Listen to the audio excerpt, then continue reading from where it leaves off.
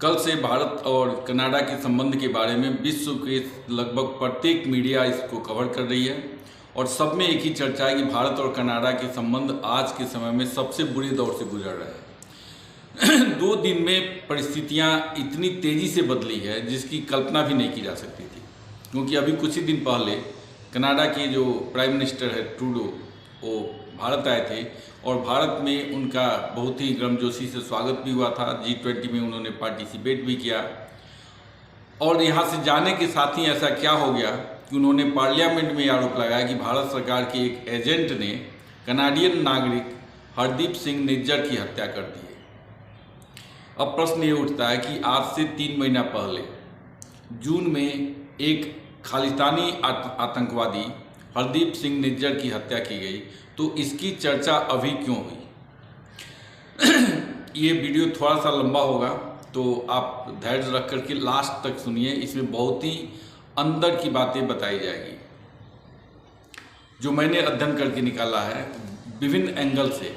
तो पहला तो यही कि अगर पहले इस सारे विवाद की जड़ समझते हैं कि हरदीप सिंह निज्जर था कौन।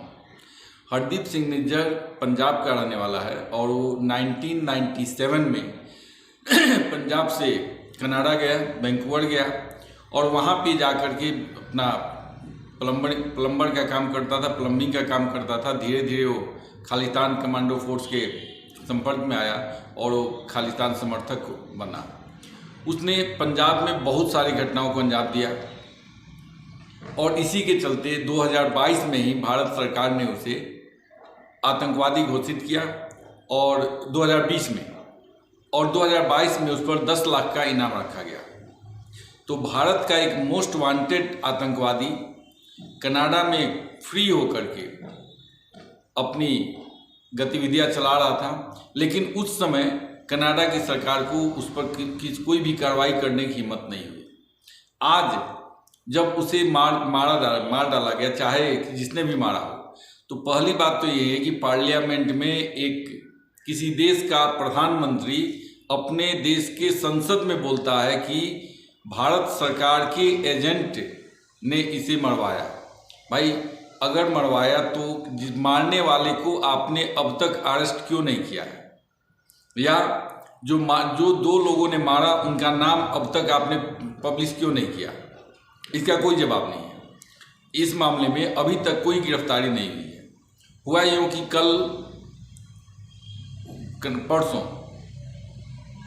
परसों के या कल सुबह में वो ये किया गया। तो पवन राय करके जो एक वहाँ के IPS अधिकारी थे, रॉ के जो कनाडा के सेंटर चीफ थे पवन राव, उनको वहाँ से निकाल दिया गया, यानी कनाडा की सरकार ने उन्हें देश छोड़ने का आदेश जारी किया, जिसके विरुद्ध में भारत ने भी एक उच्च कनाडियन राजनयिक को भी भारत से निकाल दिया। अब हरदीप सिंह निज्जर की हत्या में भारत का कोई एजेंट था या भारत सरकार इसमें संलग्न थी, इसकी कोई भी प्रूफ, कोई प्रमाण अभी तक कनाडा सरकार ने प्रस्तुत नहीं किया है। लेकिन इतनी हिम्मत क्यों हुई? तो इसको समझने के लिए आपको पहले इनका बैकग्राउंड समझना होगा।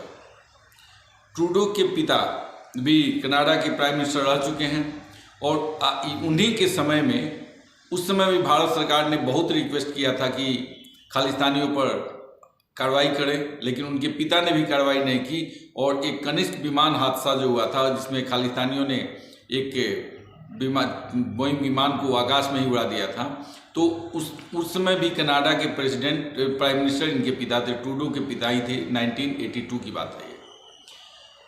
तो एक तो इन्हें विरासत में मिली है कि ये खालिस्तान समर्थक हैं और इनका सॉफ्ट कॉर्नर खालिस्तानियों के प्रति रहती है। जब तक ये कनाडा में थे, इन्होंने खालिस्तानियों पर कोई भी कार्रवाई नहीं की या कार्रवाई करने से सीधा इनकार कर दिया। लेकिन जब G20 में वो आए तो यहाँ पर नरेंद्र मोदी ने उन्हें बहुत ही अच्छा ढंग से समझाया कि अगर खालिस्तानियों की एक्टिविटी ऐसे ही बढ़ती गई तो कनाडा की स्थिति भी पाकिस्तान की हो जाएगी, क्योंकि आज पाकिस्तान जिस मुकाम पर खड़ा है उसके पीछे मेन रीज़न क्या है? मेन रीज़न यही है कि उसने भी आतंकवाद को, जिहाद को प्रमोट किया और आज उसका शिकार वो खुद हो रहा है। नरेंद्र मोदी ने जब ये बातें की तो उस समय ट्रूडो ने कोई प्रतिक्रिया व्यक्त नहीं की। इतना जरूर कहा कि वो किसी भी देश के विरुद्ध कोई भी आतंकवादी घटना का या सेपरेटिस्ट मूवमेंट का समर्थन नहीं करती। कनाडियन सरकार किसी देश के विरुद्ध में कोई आंदोलन होता है तो उसका समर्थन नहीं करती। उन्होंने खालिस्तानियों पर कार्रवाई करने की बात की, लेकिन जैसे ही वो पहुंचे तो वहाँ पर उन पर दबाव डाला गया। दबाव इसलिए डाला गया कि जब उन्होंने चूंकि खालिस्तानियों पर कार्रवाई करने की बात की थी और वहाँ पर ट्रूडो की सरकार खालिस्तान समर्थक कुछ नेताओं के बल पर टिकी हुई है, तो अगर ये खाली इंडिया के अगेंस्ट में, भारत सरकार के अगेंस्ट में कोई स्टेटमेंट जारी नहीं करते तो उनको अपनी सरकार के गिरने का भी डर था। तो अपनी सरकार बचाने के लिए और अपनी तेजी से गिरती हुई लोकप्रियता से लोगों का ध्यान हटाने के लिए ट्रूडो ने ये कार्रवाई की। एक दूसरा कारण ये बताया जा रहा है कि जब G20 में ट्रूडो भारत आए थे तो उनका जहाज़ खराब हो गया और उसके चलते उनको 4 दिन तक भारत G20 के समापन के बाद भी उन्हें भारत में रुकना पड़ा। अब उस 4 दिन तक वो अपने ही खर्च पर, अपने प्राइवेट कॉस्ट पर वो भारत में रहे।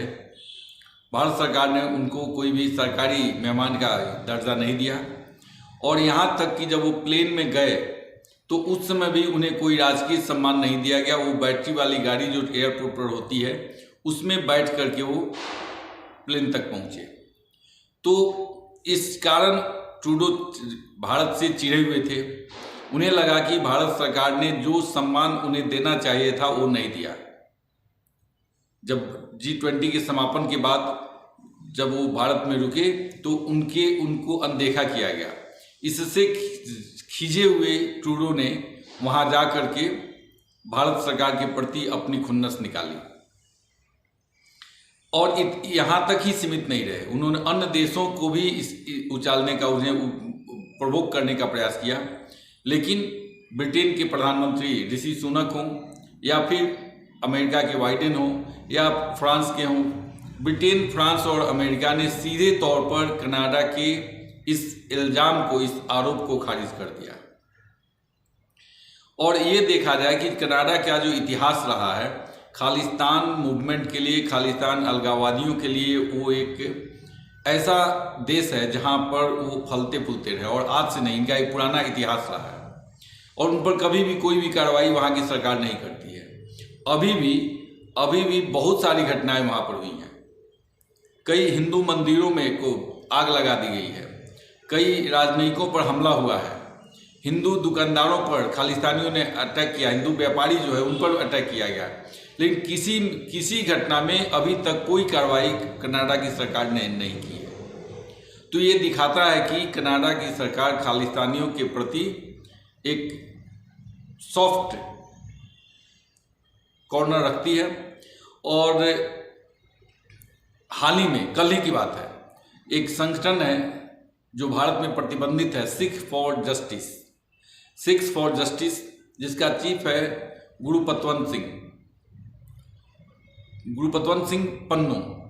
उसने कहा है कि हिंदुओं को कनाडा छोड़ देना चाहिए और उन्हें भारत चले जाना चाहिए। अगर वो नहीं जाते हैं तो उन पर आक्रमण किया जाएगा। लेकिन ऐसा कहते हुए भी, ऐसी खुलेआम धमकी देते हुए भी पन्नू खुलेआम अपनी राजनीतिक गतिविधियां जारी रखता है और यहाँ तक कि फिर उसने खालिस्तान रेफरेंडम का भी प्लान अक्टूबर में बनाया है। लेकिन किसी देश के विरुद्ध में अलगाववादी घटना कनाडा की ज़मीन पर होती है, वहाँ की सरकार उस पर कोई कार्रवाई नहीं करती है। कारण वहाँ पर लगभग 20 लाख भारतीय हैं और उनमें से लगभग 12-13 लाख सिखों का पॉपुलेशन है, जो उनका एक वोट बैंक है।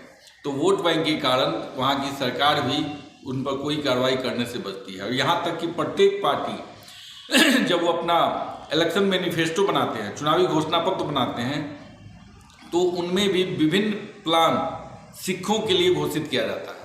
यानी सिखों को लुभाने का प्रयास कनाडा में किया जाता है। और यही कारण है कि कोई भी वहाँ की सरकार या कोई भी पॉलिटिकल पार्टी हो, सिखों के अगेंस्ट या खालिस्तानियों, जो सारे सिख तो खालिस्तानी नहीं हैं, लेकिन जो खालिस्तान मूवमेंट चलाते हैं उनके विरुद्ध कोई कार्रवाई नहीं करती। जब ट्रूडो भारत में थे, G20 सम्मेलन में आए हुए थे, उस समय उन्होंने कहा भी था कि कुछ लोग खालिस्तान मूवमेंट में शामिल हैं, तो उसके चलते सारे समुदाय को दोषी नहीं साबित किया जा सकता। बात सही है, सारे सिखों को आप खालिस्तानी नहीं कर सकते, लेकिन जो अलगाववादी गतिविधियों में हैं, जो आतंकवादी घटनाओं में शामिल हैं, जो वहाँ के हिंदू मंदिरों पर आक्रमण करते हैं, जो हिंदू विद्यार्थियों को धमकी दे रहे हैं, जो हिंदू व्यापारियों को धमकी दे रहे हैं, उन पर अभी तक ट्रूडो ने कोई कार्रवाई नहीं की है। कनाडा की सरकार ने कोई कार्रवाई नहीं की है। अभी तक ऐसा कोई न्यूज़ नहीं आया। अब जहाँ तक हरदीप सिंह निज्जर का सवाल है, उनका बेटा 21 वर्षीय बलवीर सिंह ने खुद ही ये माना है कि हरदीप सिंह प्रत्येक हफ्ता वंस और ट्वाइस इन अ वीक, यानी हफ्ते में 1 या 2 बार वो कनाडा की खुफिया एजेंसियों से मिला करता था।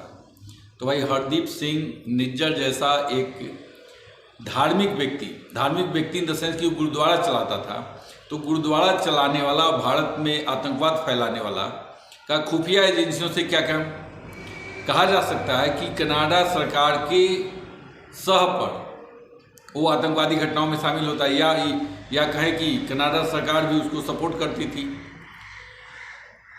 अब ये कोई दूसरा नहीं, उसका अपना बेटा मान रहा है कि हरदीप सिंह खुफिया एजेंसियों से मिला करता था। इसके अलावा जो ट्रूडो ने अपनी राजनीतिक असमझदारी दिखाई है, उसके चलते एक सीनियर IPS के जान का खतरा भी हो गया है।